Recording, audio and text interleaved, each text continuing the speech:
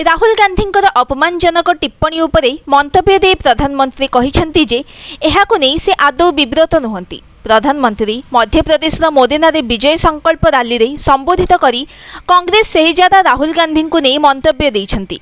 मोदी राहुल द्वारा प्रयोग होइतिबा अपमानजनक शब्द को नहीं विब्रत न हेबाकु से लोकमानकु अनुरोध करिसेंती।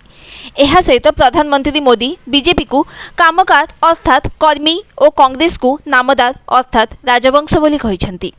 से एक नम्र पृष्ठभूमि आसीथिबा बेले तांको परि श्रमिकंको पई अपमान किछि नुआ नुहे बोली मध्य कहिसेंती। एही समावेश को संबोधित करी प्रधानमंत्री कहिसेंती मु जोड़ हस्तरे अनुरोध करुछि मो विरुद्ध रे कांग्रेस शहजादा प्रयोग करिथिबा अपमानजनक मंतव्य को नहीं लोकमाने विरक्त हुअन्तु नाही। अपमान मो पई नुआ नुहे, अपमान सही मध्य मु भारत माता पई काम करी चलिबी। तेणु लोकमाने तांको उपरे समय नष्ट न करी आगु बढ़ी जिबा उचित। आमे साधारण लोक मु गरीब पृष्ठभूमि आसीछि, तेणु एभली अपमान मो पई नुआ नुहे बोली प्रधानमंत्री मोदी कहिसेंती। अन्यपटे प्रधानमंत्री और राहुल गांधी मध्य बाक्युद्ध चलता बेले उभयंकु ईसी तरफ आचरण विधि उल्लंघन नोटिस मिली।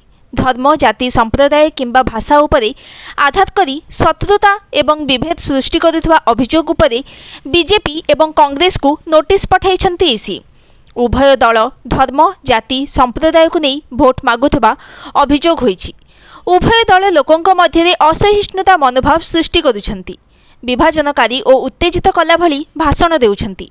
एणु निर्वाचन कमिशन जवाब तलब करिछंती। आसंता 29 तारीख दिन 11टा सुधा एने जवाब देबाकू निर्देश देइछंती ईसी।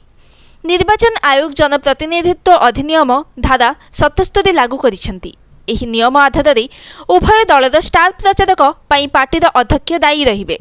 तेणु ईसी बीजेपी राष्ट्रीय अध्यक्ष जेपी नड्डा और कांग्रेस राष्ट्रीय अध्यक्ष मल्लिकार्जुन खड़गे को जवाब रखा निर्देश देइछंती। सूचना योग्य गत 21 तारीख में राजस्थान बंसवाड़ा रे निर्वाचन प्रचार बेले मोदी कहिथिले जे जदि कांग्रेस क्षमता को आसे तेबे लोकों संपत्ति आउ संपत्ति होई रहिबो नाही। माँ भौणींकर सुना अलंकार हिसाब निकास करा। अन्यपटे राहुल मध्य तमिलनाडु रे भाषा आधार रे लोकों को भ्रमित करिथिले। देश को भाषा आधार रे उत्तर और दक्षिण कही से भाग करिथिले। Bureau report News today.